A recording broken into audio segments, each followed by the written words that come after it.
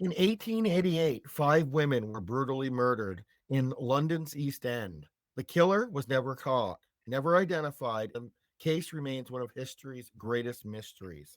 But what if the truth about Jack the Ripper and the restless spirits he left behind has been hiding in plain sight? Welcome back to The Common Historian, where history meets the supernatural. I'm Jeremy, and each week we explore the haunting intersections between our past and the paranormal. Tonight, Dr. Dennis Carroll returns to the show to dive deep into one of the most infamous unsolved cases in history, Jack the Ripper. We'll examine the evidence, explore the theories, discuss the victims, and uncover the paranormal activity that still haunts Whitechapel today. So grab your favorite beverage, dim the lights, and prepare to journey into the world where history refuses to stay buried. Dr. Carroll, welcome back to the show. How Well, are it's a you? pleasure to be here, Jeremy. And definitely, we've got some very dark ground to cover tonight in this. And, the Ripper has been one of my fascinating type subjects for all my life. I remember even reading about it when I was a boy. And here's my connection to it. My grandmother was actually a 2-year-old baby when he was out cutting these women up. Okay, that's my connection to him and that mistake. It's weird to think how generations run like that. You're that close to the real history. Being a former law enforcement officer, I've always been interested in criminology. And criminology, a fascinating subject, and it runs deeply into history. It runs deep into the supernatural in many aspects. A lot of it does. And the serial killers have always fascinated me. I've studied all of them, John Wayne Gacy, all of them. I mean, the list is very long. I won't quote it tonight, but there's definitely like John Guine and some of these other ones that really gets really freaky. And like, John Guine, he, was a grave robber. And he did certain things we won't talk about with certain people, parts of certain people's bodies. But it gets really, really strange and very weird and very evil. Very, very evil. Yeah, actually. And, I always remember that quote from Shakespeare, the evil that men do lives long after their bones are interred. That's very true when it comes to criminology. No. For the listeners unfamiliar with the case, can you kind of set the scene? What was Whitecastle like in 1888? Sure. It was back in the 1880s. I think it was around 1888, somewhere in there. And it was in the Whitechapel district of London, the poorest district of the city itself. And I think Spitalfield was another that ran concurrently with Whitechapel. Those were the two districts that was the haven of the riffraff of the city. That was where the dregs showed up. And it was rife with definite, robbery, prostitution, and all that. It was definitely a place where, unless you knew what you were doing, you would not want to walk through at night. Definitely not. But unfortunately, Jack the Ripper that we're going to be talking about tonight, he was a serial killer that preyed upon women. We think that he may have had a fixation on killing women or punishing women. There's been a lot of conjecture over the years that it was either impotent or he had obtained some type of disease from dealing with some of these women, and syphilis and all these other diseases were rampant back in the day, definitely. And there's a lot of conjecture on that, but he was definitely did not like women. You put it that way, very mildly. His number one prey was very available. The prostitutes, the streetwalkers of the Whitechapel and Spitalfield areas. And that's who he preyed upon and who he went after. He stalked them out in the dark alleyways and the dark, foggy streets. But there's so many different aspects of the Jack the Ripper case, Jeremy, that we have to look at, especially at night. There's the criminology side of it. And also, there is a weird connection between even secret societies and the occult, which I have studied most all my life. The occult is a fascinating aspect, and supernatural thing that runs deep into sort of the demonological aspects of this case as well. So it has many different ramifications. And really, one little short show tonight is not going to cover all of them, but we're going to scratch the surface a little bit. Yeah. But it has so many different aspects to it. And the more it seems like with Jack the Ripper, the more you cover it, the more you uncover on it, the more you find out, the deeper and deeper it goes. It is a deep set of rabbit holes that is connected to this guy. And I've studied a lot of the case files of Scotland Yard that still remain. Unfortunately, some were destroyed over the years. It was almost as if there was sometimes like you suspicion a cover up thing going on here. Why were they trying to cover up some of this stuff? And it may not be that nefarious. It may not be that they were covering up for someone, but maybe I think, in many ways, they were trying to cover up for their incompetency. They were trying to keep their job, some of them, I think, because they were very incompetent. There was one actual case where Jack the Ripper actually wrote something on the wall in the alleyway. You might have read about that. Yeah. And I don't remember the exact. It was like a little poem, and it said something about the Jews would not be the one that would be blamed, or something like that.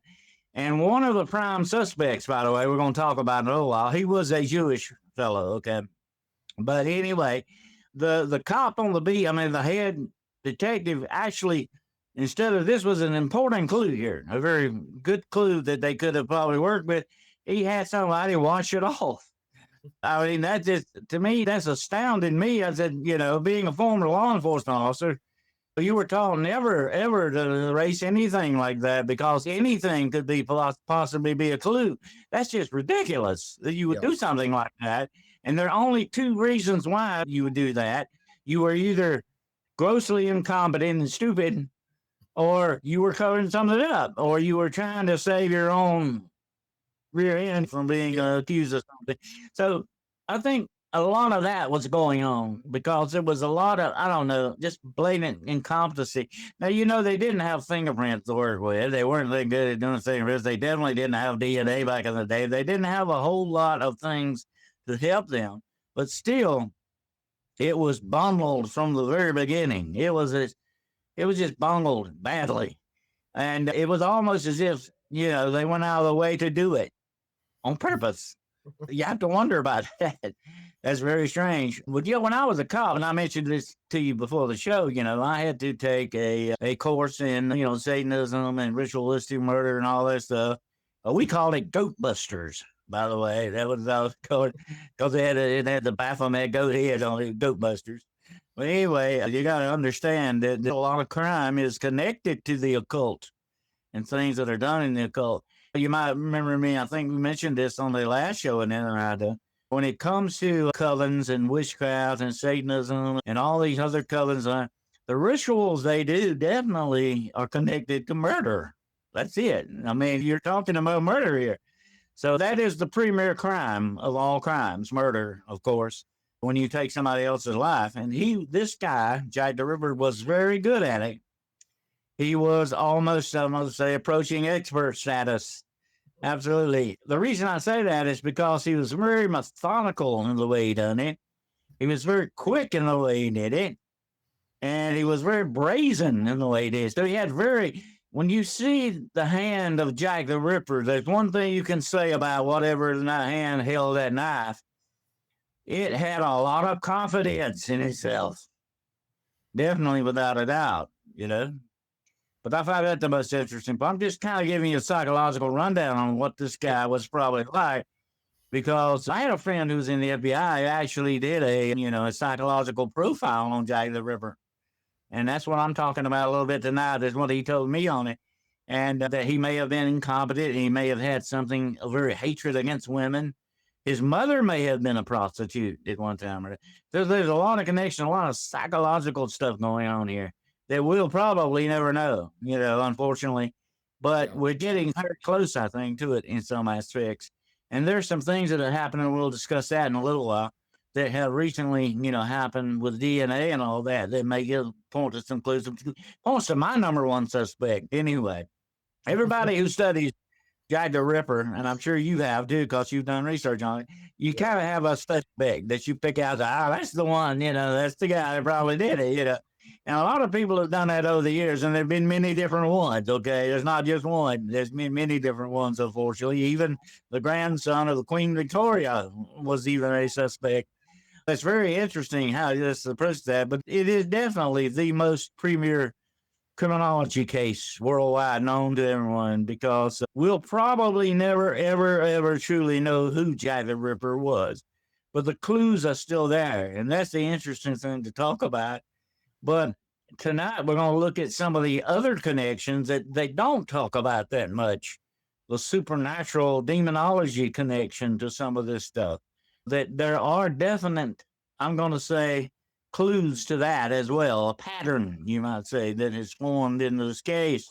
When I first started investigating many years ago, I went to the experts to learn how to investigate. Later on, I became in law enforcement and associated with them.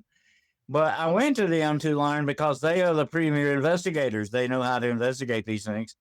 And that, to this day, in my mind, when I see things like Jack the Ripper or even paranormal cases and I go to investigate on my own, whatever the situation, I see that thing, Jeremy, as if it were a crime scene in my mind. And the crime scene, you don't want to talk to it. You want it to talk to you. That's what they would always teach you. Let the crime scene tell you its story, and you're the one reading the story, not making the story up. You're the one reading the story. And that's the way you got to approach it. And it will tell you, if you're very careful and methodical how you work this out, it will tell you the story that's there, and just to make it a quick example, if you walk in a room like Lizzie Borden, there's an axe and somebody's head split open, well, that tells you, hey, that's probably what the murder weapon was, that instantly tells you that.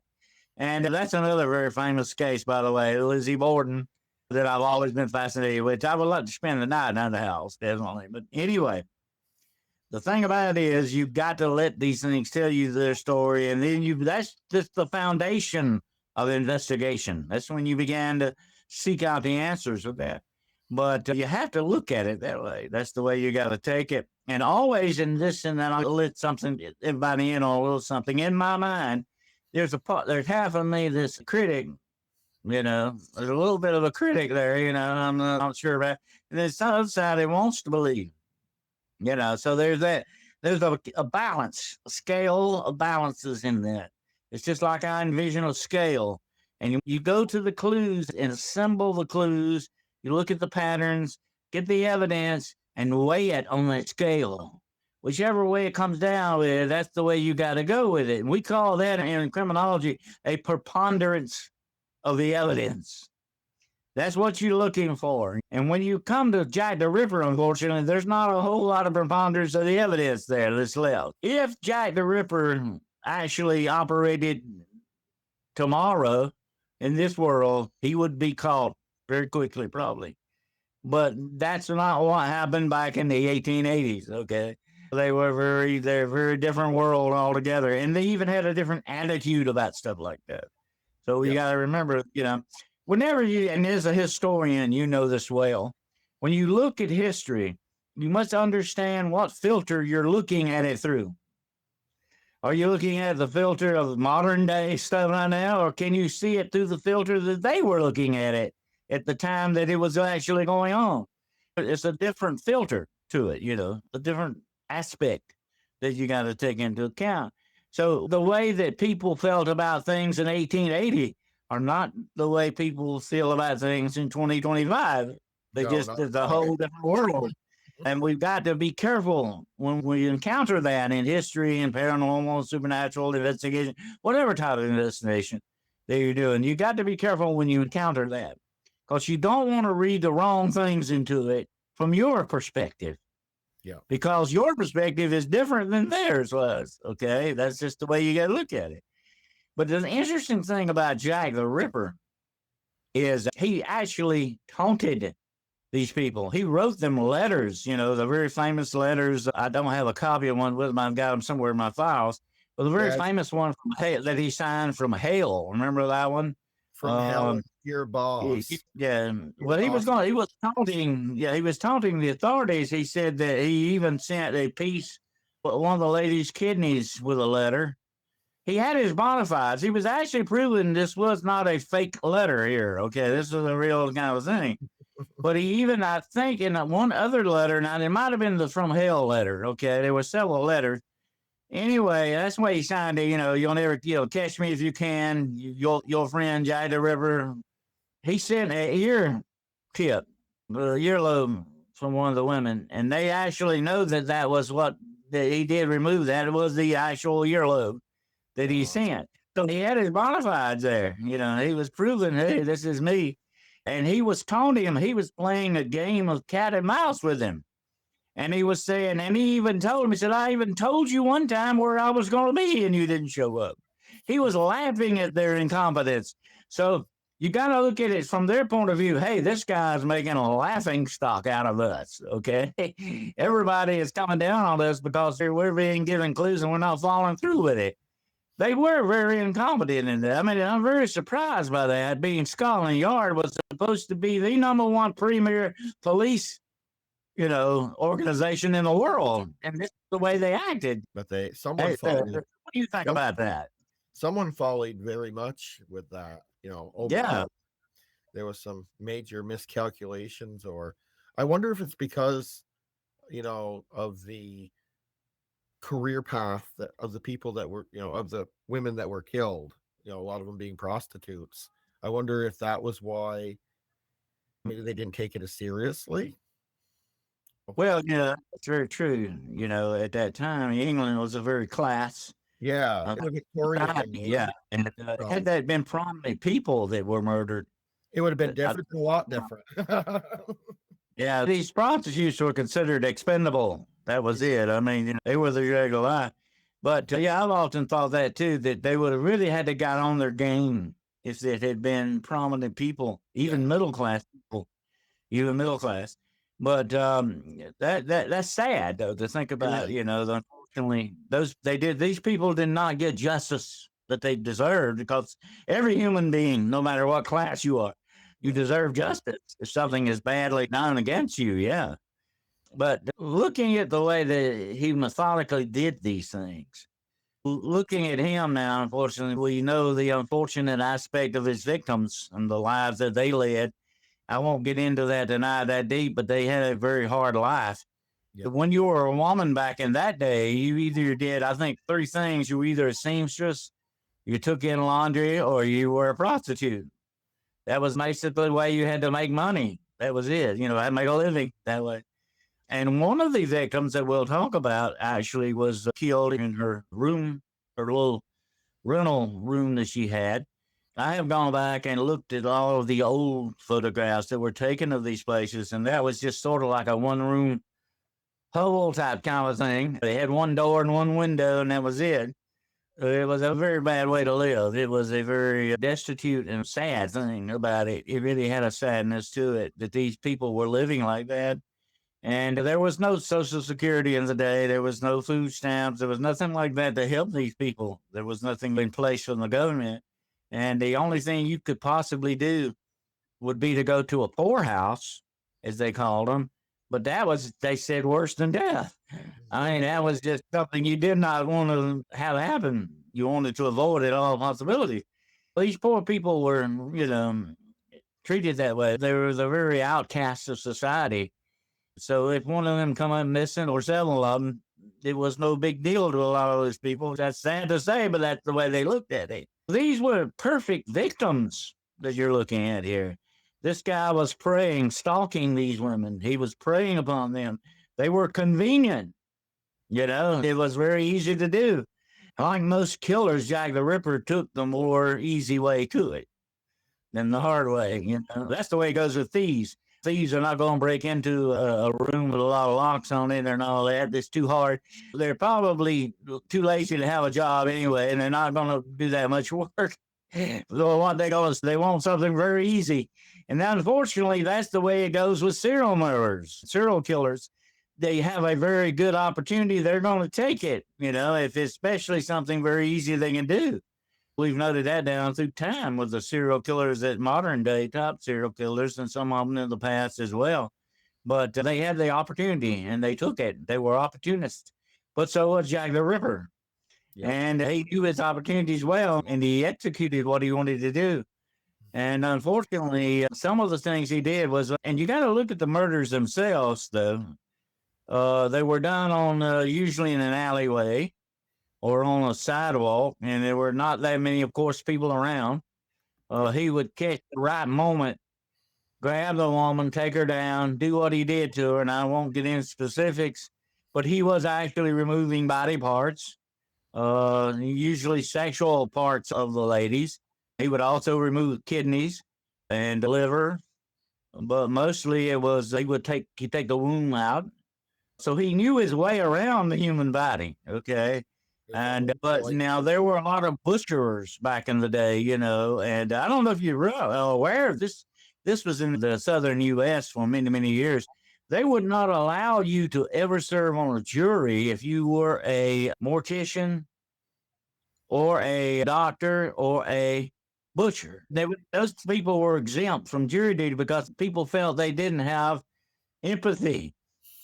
Butchers knew their trade as well. And you do have to know the anatomy to do butchering the correct way. We won't get into that. That's a profession on its own. But you do have to know how to take out certain body parts and take them out of the way and how to butcher an animal. But you would not do a human being that way unless you, of course, were Jack the Ripper or somebody like that. Unless, of course, and I have actually observed several autopsies. I know how that's done. And as a matter of fact, I've worked in the morgue a few times. And so I've seen the human body in all of its different aspects. It's not my job, definitely. I would not want that job. But some people do have that job. And it's wonderful they can do that because it is a very well needed thing that you have to have people who can do autopsies and prepare bodies or whatever the situation. They look upon it as a profession. You have to stop to a certain extent and not be empathetic with the person because that will not allow you to work on what you're doing there. It's just like if I were an ambulance driver and I come up on you and you're all cut up and mangled up and I can't say, oh my goodness, I don't want to see that. I'm not much of an ambulance driver. I'm not much of a paramedic. I'm not going to help you at all. So if you're a paramedic and you pass out outside of blood, you might want to think about another profession, okay? Because you're not doing anybody any good.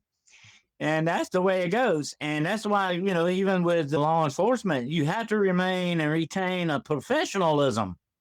You don't want to get too emotionally involved. You don't want to kill your empathy altogether, of course, but if you get too emotionally involved, it will keep you from doing your job the correct way.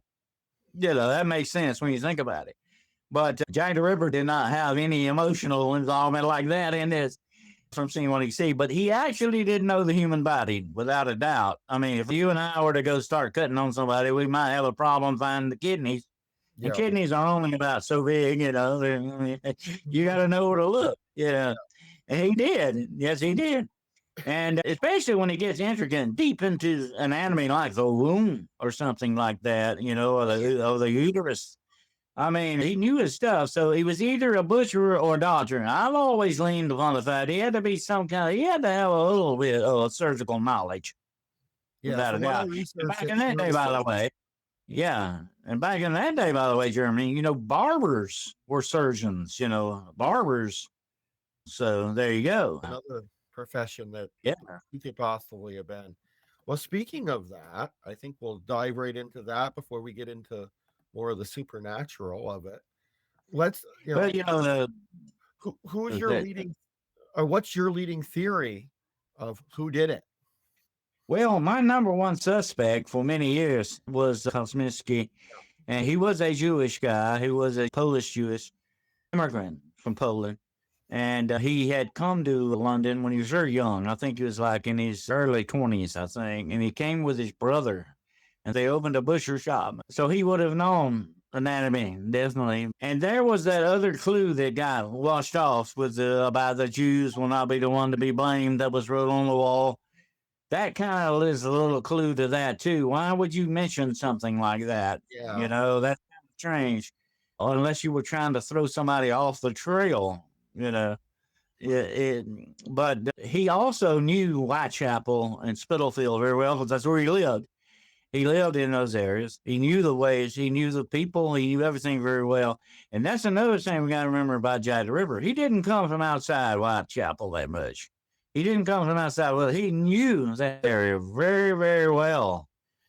He knew it to the point where he had to live there for a while. Now, there were other suspects, too. I can't think of the guy's name. He was a painter. That's another prime suspect. He was a painter, and he was actually obsessed with Jack the Ripper. Killings. Yeah. I think that was his name. Yeah. And he was obsessed with the killings. and he would do paintings and drawings of the murder scenes and all that. And they said, and here's the interesting thing about him, he's still my second prime suspect because he got very intricate with those drawings and did some things that if you had not been there before, you would not know about. So that's kind of freaky too, you know. But Kosminsky is that he actually went insane and was locked up several times in several insane asylums for being what? Are you ready for this? Violent, okay? Very fantastically violent. And that, you know, gives me some more, you know, interesting things to look at in that respect too. But before we get into the supernatural and demonology aspects of this, he could actually walk around and hallucinating. In other words, he was very out of it a lot of times. And people saw this. People noted this. They seen this. And a lot of people back in the day said, well, if he's not Jack the Ripper, he should be, you know, because he was very close to acting like that. But he had the opportunity. He had the knowledge. So you got to put two and two together, and what do you come out with, you know, in that respect. But here's the interesting thing, and we'll hit this right quick. There was a shawl that was saved somehow or another, inadvertently, and believe me, how incompetent they was. It was not on purpose. They say the shawl was saved, and it had actually some of the bloodstains. I think it was Mary Endow's, the victim Endow's. What's her name? Elizabeth Endow. Well, it was her shawl, and the detective kept it because he was going to give it to his wife. So, you know, clean it, you know, because it's a very pretty shawl. It's something his wife might like, you know. And can you believe this? This is police work, okay? So anyway, they never did give it to her, though. He never did give it to her, and it got stuck in the files and so they ran some DNA tests on that. And of course, they used some of Endow's relatives. The DNA actually tested as her blood on there, but they found something else. They found human semen on there, and they tested it, and it came out as guess who? Kosminsky. Oh. Now, either Kosminsky was a recipient of her, shall we say, profession, or he actually was her murderer. It could go both ways with that. And so, but like I said before, boy, there's a lot of fire with it, not just smoke. There's some fire burning on this one here, okay? That makes me think, yeah, you know, it's just adding up too much. Too very convenient to be that. You know what I'm saying? So, you know, right now he's still my number one fan. Now it's kind of been proven DNA wise. But here's the bad part about it all. And we got to look at this too. Even today, DNA testing is not a died in a whole science. There's a lot that could be misconstrued. There's a lot that can be messed up. But I just find it very interesting that they came out with a connection to him on that. Yeah. That was a shot in the dark. Look at how many people were living in London at that time, okay? You got to shake your head when it comes to something like that and say, oh, yeah, that's, you know, that's just kind of obvious in some ways, definitely. But he is buried. He died. I think he was in his 30s or something. He died. And he may have had syphilis. We don't know. They would love to have exhumed the body and do an autopsy on it and see. But if there's still a body left to do that, because he was probably not embalmed. But he is lying in one of the largest public cemeteries in London right now. You can find his grave where he's buried.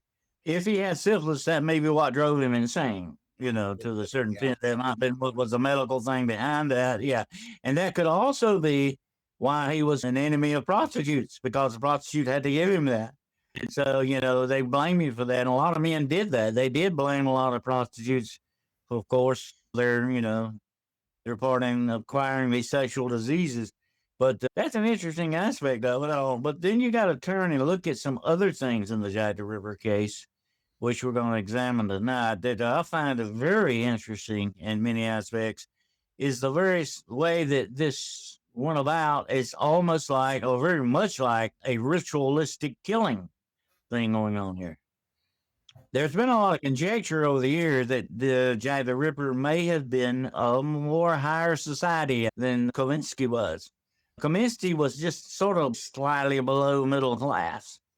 because he had somewhat of a profession. Okay. You know, your profession back in the day made you. Okay. That's just the way it went. Unless you had a lot of money and you were rich, you know, that was a different story. But it kind of raised him up socially a little bit more. If you had a job, you were a little higher up the social ladder. Especially if it's a profession. So anyway, a lot of thought, a lot of conjecture has been over the years that Jack the Ripper may have been a little higher up in society, you know, if he were a doctor or something like that. But here's the interesting aspect. In that time and period, there were several organizations in London that were what we would term as sort of secret society type things. Okay. And there's been some conjecture and some supposedly connections over the years from Jack the Ripper to maybe some of these secret societies. Now, let me explain something here, and this is going to be kind of deep and I hope a little bit eye opening for everyone listening tonight. There are certain aspects of the occult, the cults themselves, such as satanic cults, witch cults, vampire cults, whatever kind of cult you're dealing with. They are systematic in the way they do things. They're just like an organization, okay? Just like, you know, any other organization would be. They have certain aspects and things they do. They also have ways to enforce things. They have often had wars, coven wars. They will sometimes have disagreements with each other, and put it that way, mildly, just like sort of gang warfare kind of thing, okay? And they are just sort of more different kind of a social caste of gangs. That's what they basically are in that way, if you want to look at it that way. But they would actually do things that way. They would have wars. They would have association. Most of the time, they were like, you know, you don't tell on us, we won't tell on you kind of thing going on, you know? Yeah. And a lot of these so-called secret societies, such as the Masons, two of them I belong to, by the way. I actually belong to the Ghost Club of England, which has been around since 1858, I think. A very prestigious club. And I also am a member of the Knights Templar, which is not the old Knights Templar, okay, but the more modern ones, the more Christian type ones. Anyway, they are sort of looked upon as a secret society, but any of these organizations can be considered somewhat like secret societies because they were closed to the public. Yeah. Okay, that's what makes them that way, kind of, you know, especially the Masons. The Masons, in some ways, kind of flaunted their secrecy. And in other ways, they have. I'm going to tell you something about this, Jeremy, and we got to look at this way. Whenever it comes to any organization like that, and I don't care if it's the FBI, CIA, whoever, any of these alphabet things, or whoever it is, okay, most of the time, you got to understand something. A lot of people don't understand this, but I'm going to explain it to you. You have a public facade of that thing, and then you have the private, what goes on in the back rooms, okay? So you have a public facade that they want you to see the public side of, like the Order of the Eastern Star or the Mason, whatever it may be. They give you a public look at it, but then you don't really know what's going on in the background, in the back rooms that you don't see, the private area, the private sector. Most organizations are this way for publicity purposes, and especially to cover up things that they do, or they just want to be quiet about what they're doing or whatever. We call it the privacy wall. It's like a firewall on your computer, but it's the privacy wall for them. And that keeps you out and keeps what they want to do in. So, in other words, if you and I were like Masons, we'd say, well, what we do is our business and nobody else's business, okay? But we'll only let you in on a certain amount of it, and the rest of it we're going to do ourselves. And that's the way they look at it, okay? And that's why you get so-called secret societies, okay? But most every organization is that way, even school boards. But people don't ever think about that. You know, there is a public and there's a private, just like there is in your home. You don't go out and tell them what happens in your home. That's your business. But people see your house. You know, my mother used to say, it's very important, no matter how messy your house is, to keep your yard clean, because that's what most everybody sees. Yep. They don't see the inside of your house. They see the outside. And so that's what these guys are doing. They're letting you see the outside, but you don't know what's on the inside, you know? And that's the way it goes with that. And there's been a lot of conjecture over the years that Jack the Ripper may have been a member of one of these secret societies, especially like the Masons or something like that, because there were certain things he did that sort of echoed the Freemasonry things. Yeah. But he was doing some things. He alluded to something. You might remember there was one letter where he mentions a leather apron. Okay. In the Masonic ceremony, guess what you wear? You wear an apron. Yeah. Okay. So there's certain clues like that. You have to go, that sounds interesting. Why is he talking about this stuff, And so here's the thing about Jack the Ripper, and we need to go back many times and examine those letters because he's dropping little clues in those letters. He's taunting us. He's saying, "Oh, I'm smarter than you are. Figure it out," And that's what he's saying. And that's why he always says, "Catch me if you can." Jack the Ripper, and they never could catch him though, because he was smarter. It turned out that he was smarter than they were to a certain extent in that way. But there's that. I just wanted to cover that. There's this connection, supposedly, to secret societies with Jack the Ripper. But now getting back to the coven thing I was talking about. The covens sometimes, they run these covens, these occult coverings, they run on ritualistic stuff, okay? That's how they supposedly acquire and obtain their demonic power that they are going after. And, we've talked about this. I've mentioned this before on other shows. There is sort of like a ladder of dark witchcraft or Satanism that you can climb. The higher up the ladder you go, the more power you acquire. But you have to do horrible things at every rung of that ladder. Yeah, we were talking about murder of the people of your own blood, your siblings, your brother, sister, father, mother. I have seen ritualistic murders where they would actually take out their family members for that reason, because that gives them more demonic power. I won't go into that. Like I said, it's very dark and evil stuff. But when you do see ritualistic murder, the one thing that stands out to you is that there is a pattern in it. Maybe more than one pattern, okay? And when you look at what Jack the Ripper was doing on a sidewalk at night, and it wasn't that well lit, okay? Trust me, it wasn't. You had gas lights. You didn't have electric lights back in that day. Mainly had the gas lights. And that's still where we get that term today of gaslighting people. You didn't see that well in gaslight like you do in electric light. Trust me, okay? You don't. Anyway, look what he's doing out here on the sidewalk, knowing he could be captured any moment. Somebody could walk up on him, and there were bobbies walking around. There were policemen patrolling, but I think without a doubt, he knew where they were, because he talked about it in one of his letters. I knew where you were, I told you where I was going to be, but you didn't show up. He was watching them. He knew what was going on. This guy was not stupid. He was not stupid at all. He knew his stuff. He knew his environment, and he knew what was going on. He knew he was on his game big time, okay? And if you're going to be a serial killer, folks, you've got to be on top of your game, okay? Or you're not going to last long. You're not going to be a serial killer for long. And the weird, crazy thing about serial killers, Jeremy, is eventually they want to be caught. There is a side of them that, enjoys what they're doing, of course, but they also want to be caught to a certain extent. A lot of them do that. And so there was that side of Jack the Ripper, too. He was telling them where he was going to be. He wanted to be caught to a certain extent, yeah.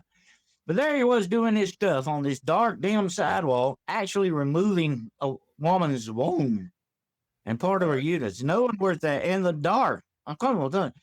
Maybe he had one of those little, flashlight things, Maybe he had one. I don't know. Okay, I wasn't there. But let me say this. That was a darn good operation in the night on a sidewalk. Come on. Yeah. That's good stuff. I mean, I'm not saying it's good in that way, but I mean, he knew his stuff. He knew what he was doing. He knew how to do it. And he was very confident in himself. Think about that. He was not scared. He was not shaking up that scared or he was going to get caught any moment. He was very confident in what he was doing, because he would also lay the woman out in a pattern. Okay, and I'm not going to get deep into that because I'm sure your viewers don't want to hear that tonight. But he would lay her out in a star pattern. You know what that is? Yeah, yep. It's the head and the arms and legs all extended like a star. Okay. Also in witchcraft, that is a pivotal. Yep. Okay. The pivotal pattern. That's very big stuff in the ritualistic thing. Okay.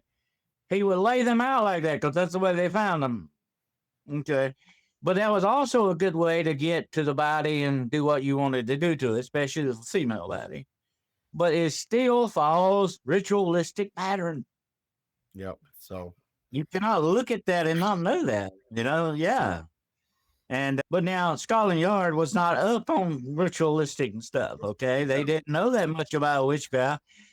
Witchcraft back in the day, and it's been with us forever. Witchcraft has always been here. yeah. But once upon a time, my friend, it was hidden very well. Now it's kind of out in the open more today, because everything is. It's not hiding in the shadows anymore. But in that day, you didn't let anybody know you were a witch. You didn't do these things. Whatever your coven was, they met in secrecy. To this day, it will cost you your life if you do intrude upon that secrecy sometimes. Trust me, I've been in that situation. I actually observed a black mass one time, and if I had been caught there, I would not be here to tell you that story tonight, okay? They guard themselves very well. Their secrecy is everything to them. And there was even more so back in that day than it is now, okay? Yeah. So Scotland Yard didn't know a lot about this stuff, and there's a lot of times I would, after going through these cases, God, I would give anything if I could just go there for a few minutes and talk to these guys. Wake up here, shake them a little bit.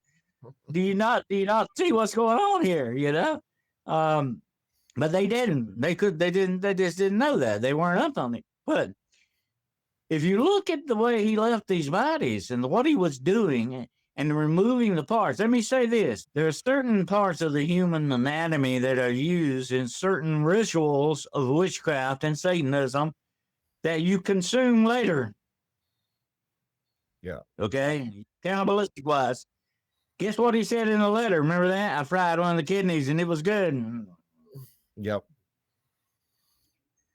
You got some really strong pointers to occultic, ritualistic stuff going on here, that should not be ignored. We're involved in this kind of stuff, like the Hellfire Club and some of these other things. They were involved in this stuff, okay? Yeah. And here's one more thing going to blow your mind when I tell you this, okay? In certain aspects, the coven could send someone out to do this for them. So you don't endanger the whole coven, okay? You send one out to do this ritual. The ritual has to be done because this is your connection to the demonic power. So you could send somebody out to do this. He or she is called the harbinger or the reaper. They go out and do this ritualist thing and bring the parts back for the ceremonies. Oh. Makes sense. That is another kind of connection, the aspect type of connection to Jack the Ripper. But here's the interesting point, Jeremy. The so-called Reaper or the Harbinger is not human. It's demonic, yes. Now, it can be a demonically possessed person, or it can be a demon, supposedly, an evil spirit that does this. One of the police officers said something about the fact that Jack the Ripper did not seem to be human. He seemed more like an evil spirit. Yeah. Because he could be gone so quick. He was doing things that weren't just human-like to them. And that was another aspect that kind of stood out to me when I heard that quote. I said, oh, yeah, he might be getting closer to the truth that he really, truly realized.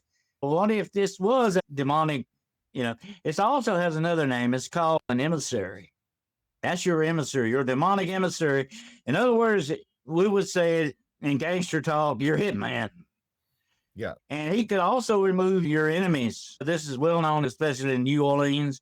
And Marie Laveau supposedly was able to do this, was send something out to get you and take care of you. And there's been many times where they threaten each other and say, look, Jeremy, if you don't shape up, something bad's going to happen to you, okay? They know what they're talking about. Okay. Yeah. And that's just the way they work. Yeah, that's the way they are, boy. So you got to look at Jack the Ripper a different way here. Was he an emissary? So yeah, he could have. Was he a reaper?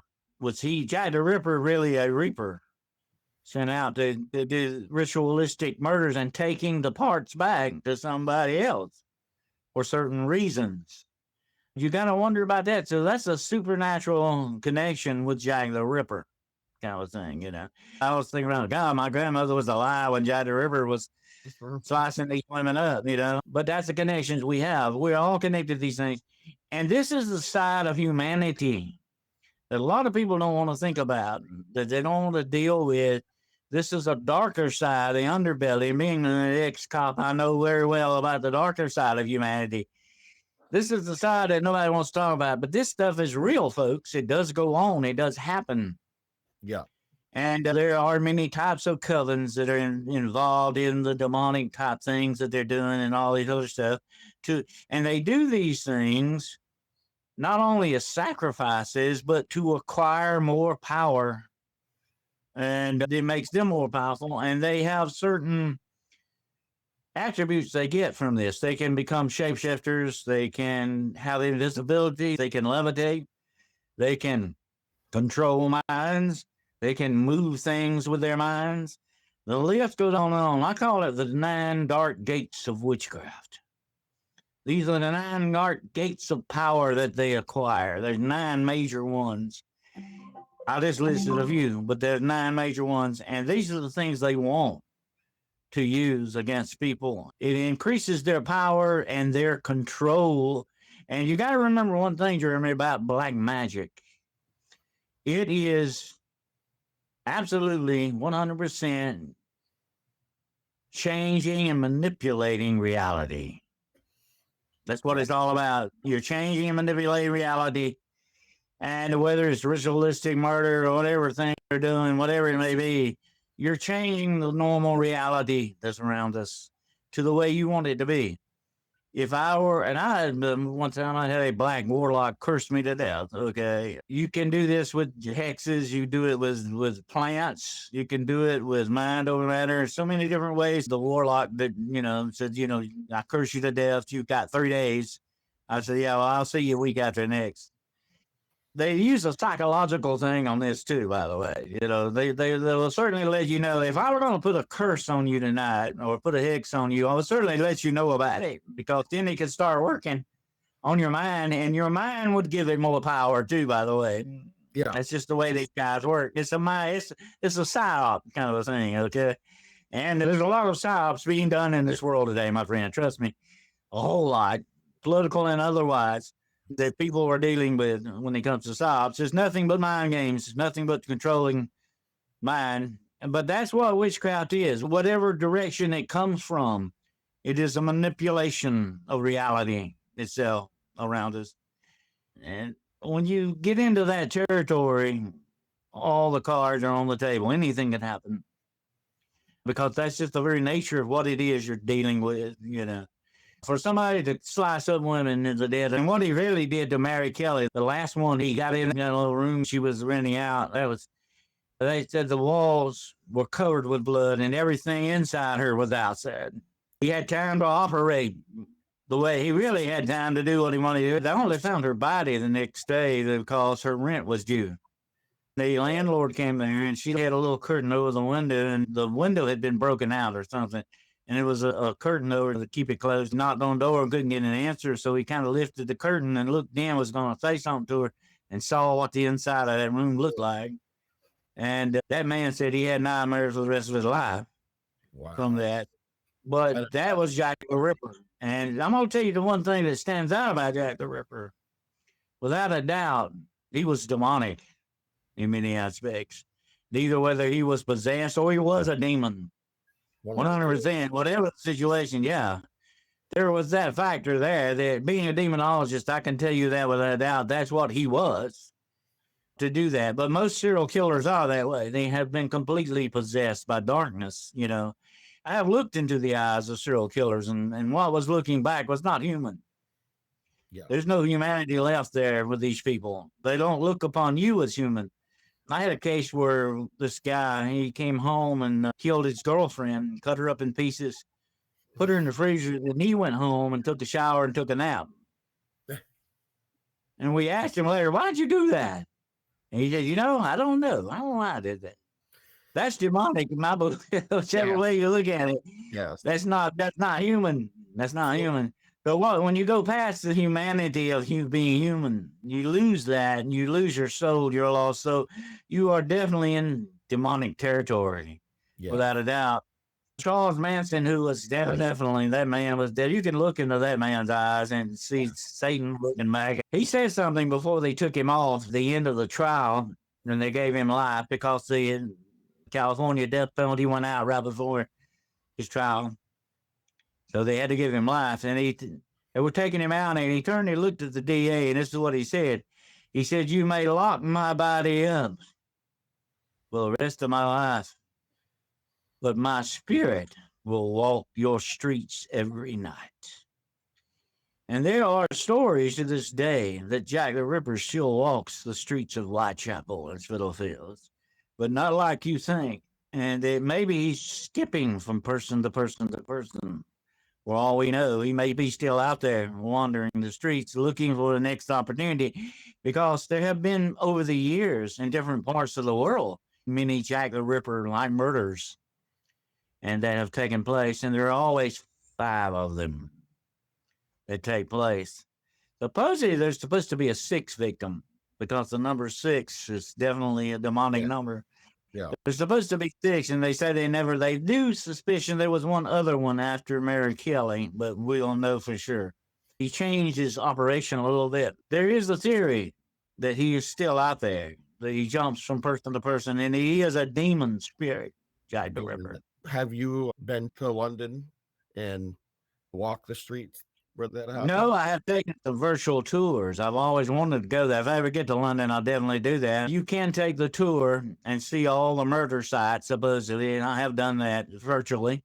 Let me tell you a story of something that happened to someone in a parking garage. Right on the very spot where that supposedly happened, a young lady got in her car one night and was getting ready to leave. And said a woman ran up to the side of her car, was beating on the side of her car. "Help me, my God, help me, he's coming for me."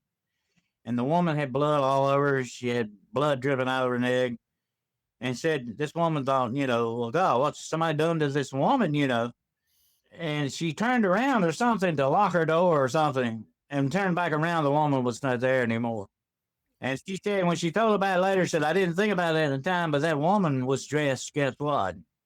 In Victorian era clothes." Could that the ghost of Jack the Ripper's victim still be in that parking garage? I'd love to check it out. But there have been other stories of screams being heard on the streets, disembodied type voices, things going on, and the silhouette of a man in black walking the streets of Whitechapel. There are a lot of stories told about that area, and it doesn't look at all like it did back then now. I mean, it's completely different. Time changes everything. Even some of the streets are gone. That Jack the Ripper walk. But to this day, here's the interesting aspect. That neighborhood, it's a very old neighborhood, is still prone to be high rate of murder there.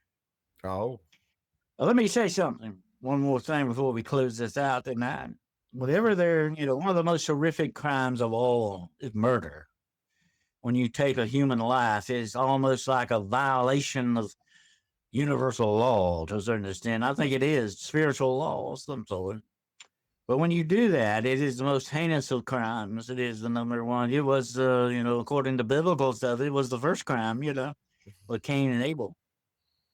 But whenever you do that, murder leaves an even darker stain on the land than anything else, even more so than torture and death in certain ways.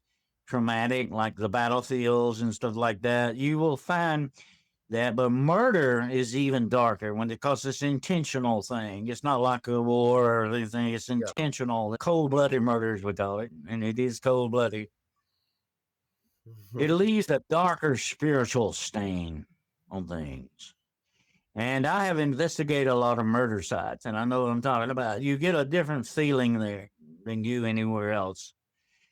And it never goes away. I mean, it's going to be there to a certain extent, to a certain degree in that way. But that's just the way it goes. And you must understand that. And places like Whitechapel and all that are definitely what we would call somewhat murder capital type places. are definitely going to be that way, Oh yeah. But let me tell you one more thing about the demonic. Without doubt, tell you this. Places of the dead and places of death, trauma, where blood has been spilled, especially murder sites, are the favorite haunts of the demonic. That's where you will find them more so than anywhere else in this world. You will find them. And I've had people come to me and say, well, tell me where I can go find a demon. Well, I say, well, you want to hang out in graveyards, you want to hang out in murders, you want to hang out in moors, because wherever that is, that's where they are drawn to it, like children to candy. They are drawn to that because it is negative. And that's what the demonic is. The demonic is negative, big time. And it is drawn to negativity. Negativity attaches to negativity. Positivity attached to positivity. Okay. But that's where you will find the demonic, especially in areas where there have been murders, whether they be ritualistic or not.